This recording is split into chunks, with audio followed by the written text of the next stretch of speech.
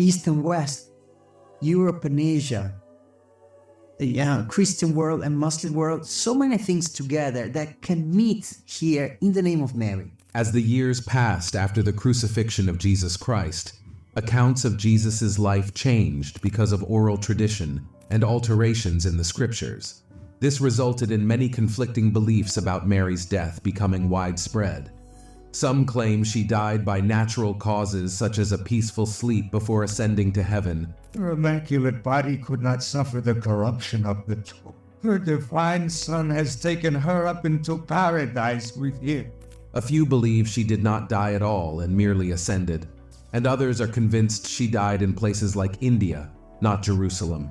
She was there for the other apostles and for the holy men and women who were fleeing persecution. For decades, each Christian group and country upheld their different beliefs until recently, when scientists finally found her actual resting place, a tomb that has been sealed for years. This discovery has made Christians question what they've always believed, what is true and what is not. Join us as we reveal how the Virgin Mary truly died and what was just found in her tomb. The tomb in the Kidron Valley. In the Kidron Valley, near some famous religious sites like the Garden of Gethsemane and the Church of All Nations, there is a holy tomb that many Eastern Christians have revealed belongs to the Virgin Mary, the mother of Jesus. After being sealed for thousands of years, the world was expectant of what would be found inside. What? I think that's it, isn't it? That's not the entrance to the tomb. We're in the tomb. When it was finally opened, it was completely empty.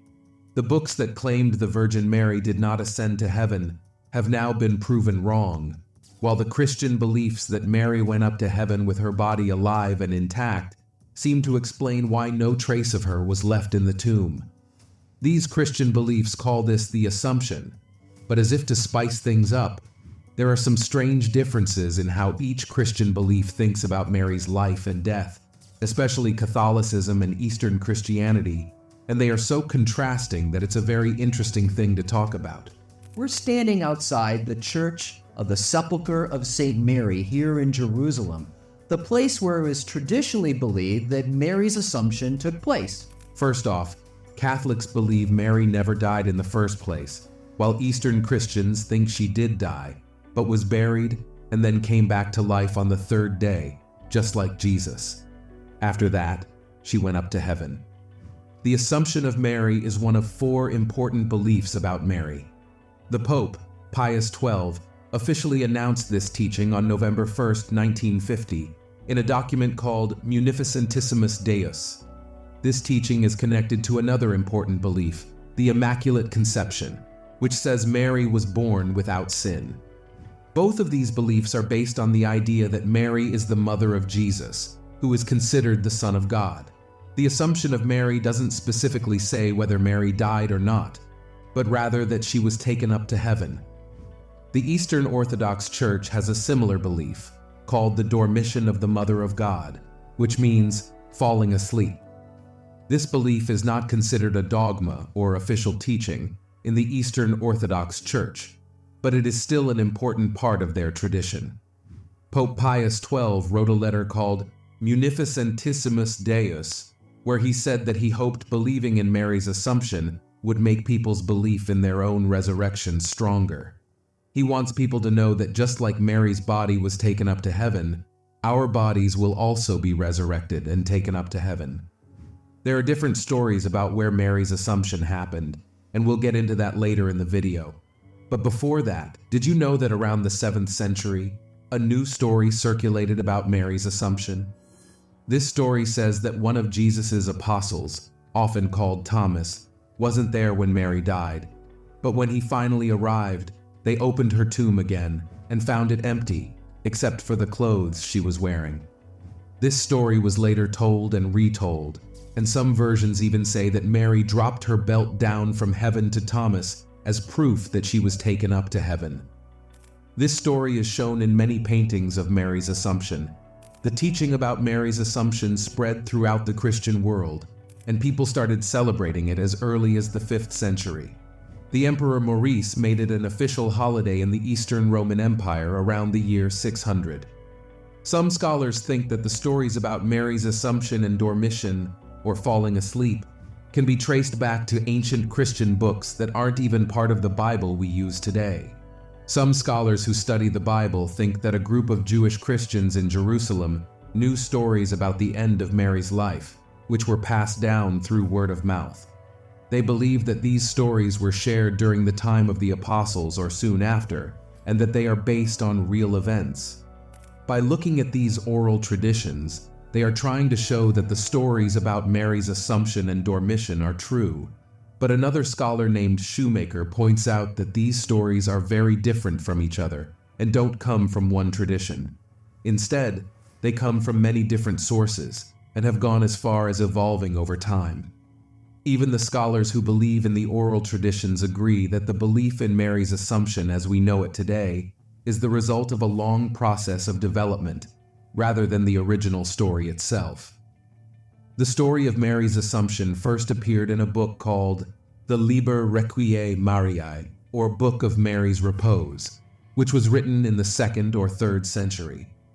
This book is not considered entirely trustworthy, and its beliefs about Mary are quite different from what most Christians believe. The old stories about Mary's Assumption are not clear, and don't all agree on what happened. Some stories support the belief that Mary was taken up to heaven, while others don't. According to Stephen J. Shoemaker, there is no evidence that people believed in Mary's Assumption before the 5th century. The only exception is that Epiphanius of Salamis tried to find out how Mary's life ended in the 4th century, but he couldn't find any reliable information. Now here's where things get quite funny. It turns out the New Testament doesn't say anything about how Mary's life ended, and the early Christians didn't write any accounts of her death. Even though Epiphanius couldn't find any trustworthy tradition about how Mary's life ended, his writings show that people were already disagreeing about what happened to her. He mentioned 3 different beliefs. Some people thought Mary died a peaceful death, others thought she died as a martyr, and others believed she didn't die at all.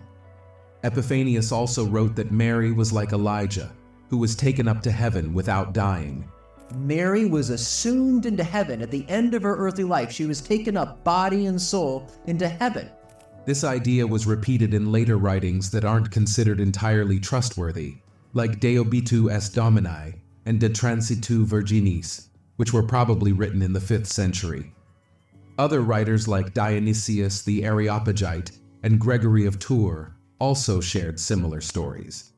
These writings helped spread the belief in Mary's Assumption, which was considered unofficial until the 6th century, but by the 8th century, the belief had become widely accepted, and John of Damascus wrote that Mary died in the presence of the apostles, but when they got to her tomb, they were in for a shock. Her tomb was found empty when they opened it, leading them to believe her body was taken up to heaven. The celebration of Mary's Dormition, which was brought from the Eastern Church, arrived in the Western Church in the 7th century. Over time, the name of the celebration changed to the Assumption in some religious calendars in the 9th century. In the same century, Pope Leo IV made the feast day more important by adding a vigil and an octave, which are special religious ceremonies. Later, Pope Nicholas I placed the Assumption on the same level as Christmas and Easter, which are 2 of the most important holidays in the Christian calendar.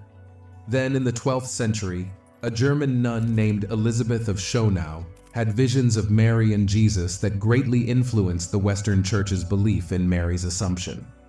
Later, Pope Benedict XIV declared that believing in Mary's Assumption was a reasonable opinion, and that not believing in it would be disrespectful to God. On May 1, 1950, a man named Gilles Bours, who claimed to have seen the Virgin Mary, told Pope Pius XIV a message that he said Mary wanted him to share with the Pope. The message was about the Assumption of Mary, which is the belief that Mary was taken up to heaven.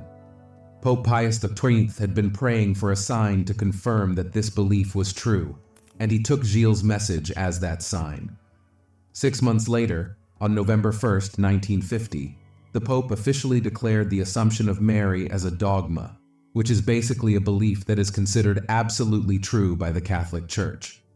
What makes the whole thing more complicated is that not all Catholics believe the same thing about Mary's Assumption. Keep watching because your belief might be one of them.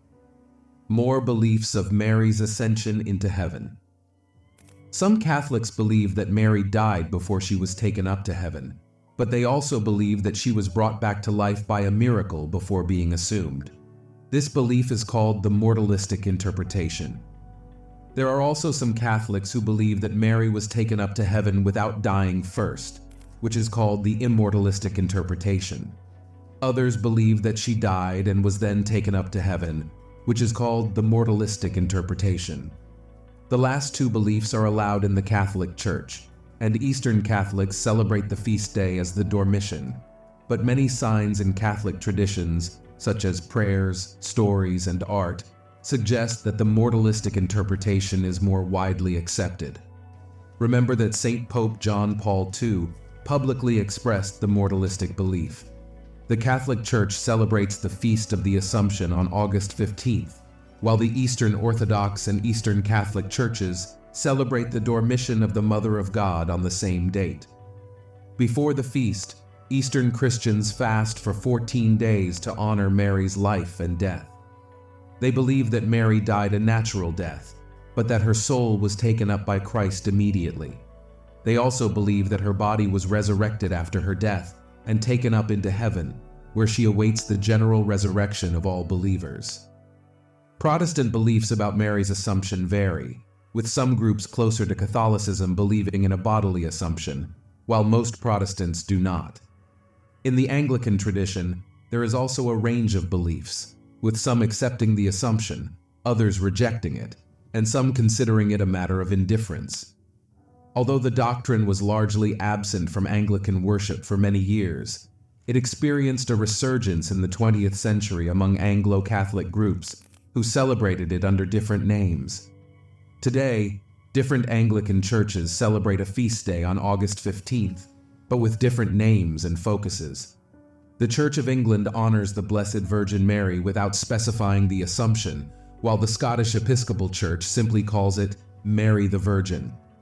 In the United States, the Episcopal Church celebrates Saint Mary the Virgin, Mother of our Lord Jesus Christ, while other provinces, like the Anglican Church of Canada, mark the day as the falling asleep of the Blessed Virgin Mary, which is another way of referring to the Dormition. For hundreds of years, the tomb of Jesus Christ in the Church of the Holy Sepulchre in Jerusalem has been covered with a layer of marble, but in October 2016, a team of scientists finally got to see what was underneath. They were working on a project to fix up the tomb in the church, and they were excited to learn more about this important place. When the scientists removed the marble, they found a lot of extra material underneath. They were surprised by how much was there.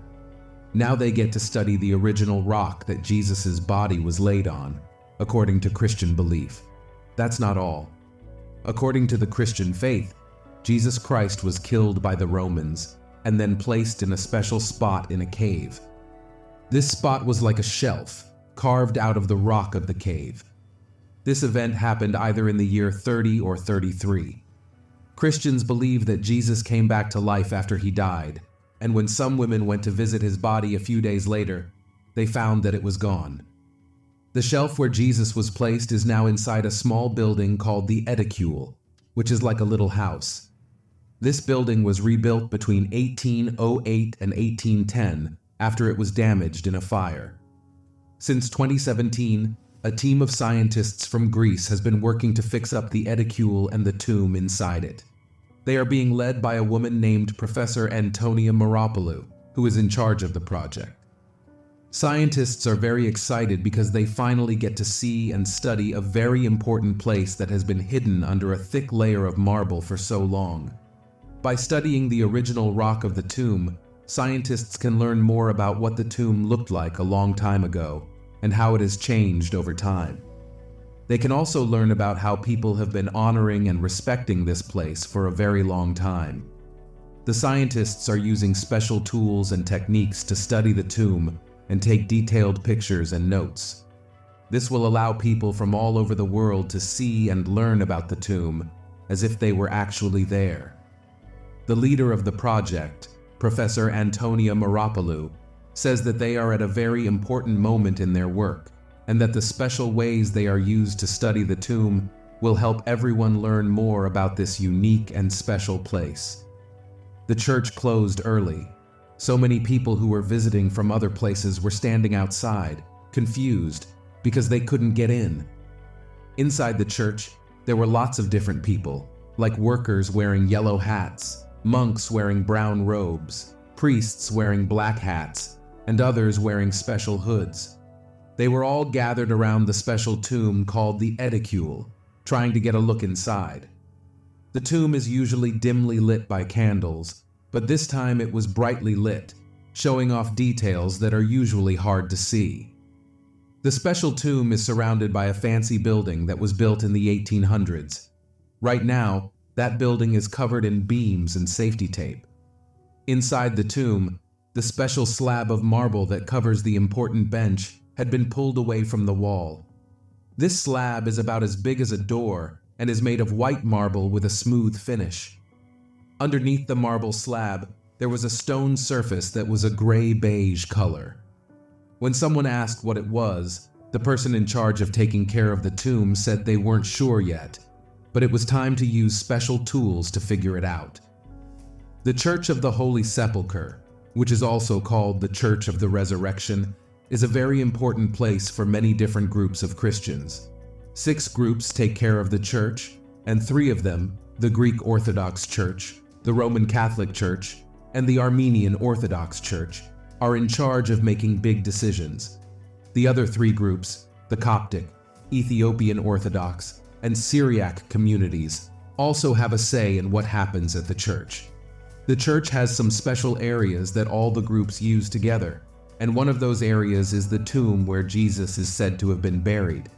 The Church of the Holy Sepulchre, and another church called Mary's Tomb, which was built around the same time in the 4th century AD, are visited by many people every year. The special building that houses Mary's tomb has been destroyed and rebuilt many times over the years. The building that stands today was constructed by a group of Franciscan friars in the 14th century.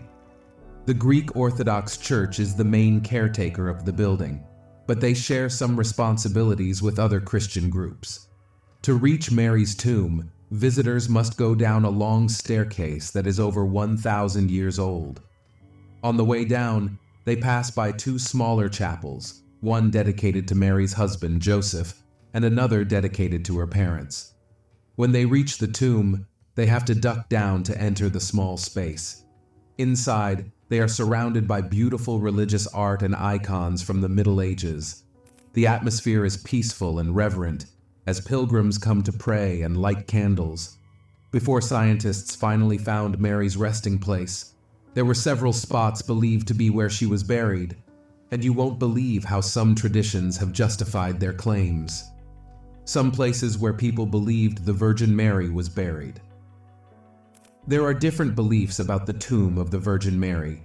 The Turkmen Karaits believe that Mary's tomb is in a town called Mary in Turkmenistan, which used to be named Mari. This belief comes from a tradition called Nestorian. Another belief comes from Christians in a place called Nineveh in northern Iraq. They think Mary's tomb is near a city called Erbil, and they link it to a mosque in a city called Mosul. The Ahmadiyya movement thinks Mary's tomb is in a town called Muri in Pakistan. They believe her tomb is now in a special place called Mai Mari da Ashtan. But if these places claim she died in their tombs, how did she get there? There are many stories and legends about the Virgin Mary's travels after Jesus' death. Remember the one involving Thomas we talked about that was circulating sometime around the 7th century? Well, the story didn't end there. It claimed Mary went to India with Thomas the Apostle, where she passed away in a town called Mari, which is now part of Turkmenistan. According to this story, Thomas was the only apostle who saw Mary's body rise to heaven, while the others were taken to Jerusalem to see her die. The story says Thomas was left in India until after Mary's first burial, when he was suddenly taken to her tomb and saw her body rise to heaven, leaving behind only her belt. The other apostles didn't believe Thomas when he told them what he saw, but later they found Mary's tomb empty, except for her belt. This story was often told with drawings and paintings during the Middle Ages and early Renaissance. There's another legend that says Mary traveled to the Middle East and died in a town called Mari, which, remember, is in modern-day Turkmenistan. There's another story about the Virgin Mary's life that says she went to a place called Ephesus towards the end of her life, around 3745 AD. This story says she was accompanied by Saint John, who was like a son to her. Some historians from the Renaissance period wrote about this trip, and local Christians believed that a small house near Ephesus was Mary's home. Saint John wrote in his Gospel that Jesus, before he died on the cross, asked John to take care of his mother, and from that moment on, John looked after her.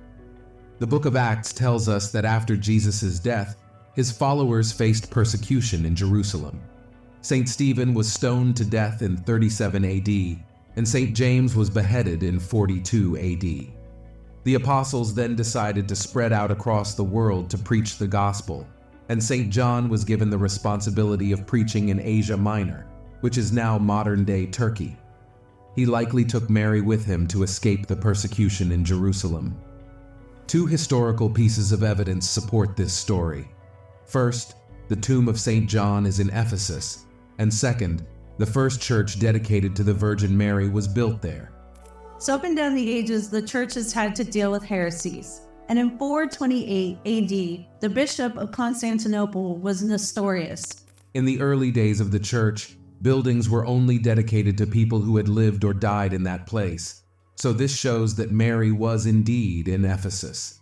The Ecumenical Council of 431, a very important meeting of church leaders, was held in this basilica in Ephesus to define the dogma of Mary's divine motherhood. The Council Fathers wrote about Nestorius, mentioning that he arrived in Ephesus where Saint John and the Holy Virgin Mary, Mother of God, were. The villagers of Kirkinja, who are descendants of the early Christians of Ephesus, have also passed down an oral tradition through generations that Mary died in that place, which they call Panaya Kapulu. They keep this tradition alive with an annual pilgrimage on August 15th. In the 19th century, a book called The Life of the Blessed Virgin was published in Germany. The book was special because it was based on the visions of a nun named Anna Katharina Emmerich, who had never left Germany but had seen many things in her dreams. In her visions, she described the hills of Ephesus and the house where the Virgin Mary spent her last days. People were amazed by her descriptions, and they wanted to see if they were true. So two groups of scientists went to Ephesus to search for the place Anna Katharina had described, and they found it. The house was exactly as she had said, and it was built on foundations that were from the 1st and 4th centuries. Some parts of the building were from the 7th century, and it had been restored one last time in 1951. Even the Pope, Paul VI, visited the site in 1967 and said that the legend was true. Now, every year on August 15th, Christians and Muslims come together to celebrate a special service in honor of Mary's Assumption into heaven. Islam, too, has an explanation for how the Virgin Mary got to where she breathed her last. In Islamic belief, the Prophet Muhammad had a special journey one night. He was taken from Mecca to Jerusalem and then all the way to heaven, all in one night. He wasn't alone, though. The angel Gabriel was with him. Along the way, they saw many important prophets, like Abraham, Moses, and Jesus. They were all gathered around the tomb of Mary, the mother of Jesus. This tomb is said to be in Jerusalem, near a special place called the Dome of the Rock. Some stories even say that Muhammad saw a bright light shining over her tomb. After visiting Mary's tomb, Muhammad continued his journey to heaven. When he got there, he saw Mary again, sitting in a special place next to God's throne. That wasn't all he saw. She was surrounded by angels. In Islam, Mary is considered a truly amazing woman, one of the best in history. God chose her because she was so pure and devoted to him. She's often mentioned alongside the prophets and other holy people. The Quran, the holy book of Islam, talks about Mary many times, showing how important she is to Muslims. There are also many stories and traditions called hadiths, that tell us more about Muhammad's special journey to heaven and his meeting with Mary. To honor the Assumption of Mary in religious groups and churches that believe that was how she died, Orthodox Christians prepare for the special day of the Assumption of Mary by fasting for 14 days. This means they don't eat certain foods and also abstain from sexual relations. During this time, they follow strict rules on weekdays, only eating certain foods and not drinking wine or oil. On weekends, they are allowed to have wine, oil, and fish on the special day of the Transfiguration, which is August 6th. This fasting is a way to show respect and devotion to Mary, the mother of Jesus. The Assumption of Mary is a very important day for many Christians, including Catholics, Orthodox, Lutherans, and Anglicans. It's seen as Mary's heavenly birthday, the day she was taken up into heaven. As we mentioned earlier in the video, many countries around the world celebrate Assumption Day on August 15th as a special public holiday. Some of these countries are Andorra, Austria, Belgium, Burundi, Cameroon, and many others in Europe, Africa, and South America. In these countries, people often go to church and spend time with family and friends on this day. In total, there are over 30 countries that celebrate Assumption Day as a public holiday. Some of these countries include France, Greece, Italy, Poland, Portugal, Romania, Spain, and many others. In some countries like Hungary, Assumption Day was celebrated as a public holiday in the past, but is no longer observed. In other countries like Montenegro, only certain communities like Albanian Catholics celebrate Assumption Day. In some parts of Germany, like Bavaria and Saarland, and Switzerland, like 14 out of 26 cantons, Assumption Day is a public holiday. In Guatemala, it's a special day in the capital city and the town of Santa Maria Nabaj, where Mary is considered the patron saint. In some countries like Costa Rica and parts of Belgium, Assumption Day is celebrated together with Mother's Day. Even in countries where it's not a public holiday, Assumption Day is still a big deal for many Catholics, Eastern Orthodox, and Oriental Orthodox Christians. For example, in the Czech Republic, Ireland, Mexico, the Philippines, and Russia, people still celebrate this day with religious services and other traditions. In Bulgaria, the Feast of the Assumption is the most important celebration of the Holy Virgin in the Eastern Orthodox Church. People go to church and offer special prayers and gifts. In the city of Varna, they even have a procession with a holy icon, concerts. Many places have big celebrations and church events to observe Assumption Day. In Canada, Assumption Day is a special day for the Acadian people, who consider Mary their patron saint. Some businesses in areas where many people speak French, like parts of New Brunswick, are closed on this day. Mary is also the patron saint of Malta, and her feast day on August 15th is a public holiday there. In Malta, people celebrate Assumption Day with big church services. A small town in Texas called Praha also has a big festival on Assumption Day that attracts many visitors. Even though Assumption Day is important to many Christians, some churches don't officially use that name. For example, some Anglican and Lutheran churches celebrate the feast without calling it Assumption Day. In some Eastern Orthodox churches that follow the Julian calendar, Assumption Day is celebrated on August 28th instead of August 15th. Which of these claims of Mary's death and resting place do you believe the most? And do you celebrate the Assumption of the Virgin Mary?